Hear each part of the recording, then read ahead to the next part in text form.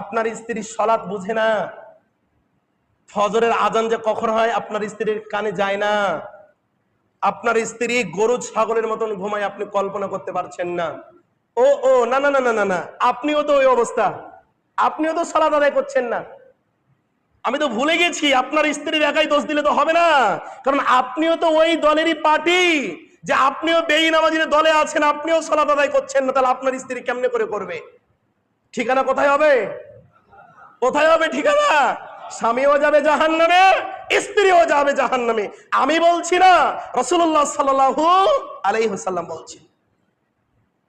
যদি স্বামীও জান্নাতি হয়, স্ত্রীও যদি জান্নাতি হয়, আল্লাহ রাব্বুল আলামিন এই পুরুষকে যেই হুর দান করবেন, কি দান করবেন?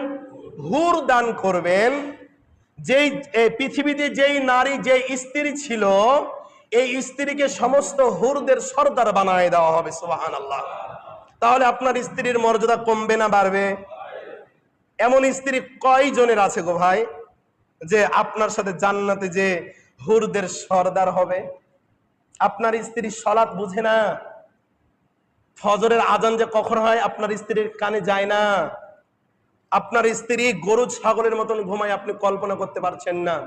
ও ও না না না না না না, আপনিও তো ওই অবস্থা, আপনিও তো সালাত আদায় করছেন না।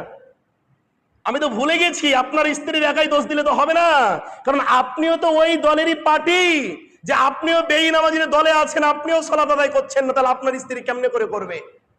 ঠিকানা কোথায় হবে? কোথায় হবে ঠিকানা? স্বামীও যাবে জাহান্নামে, স্ত্রীও যাবে জাহান্নামে। আমি বলছি না, রাসূলুল্লাহ সাল্লাল্লাহু আলাইহি ওয়াসাল্লাম বলছেন।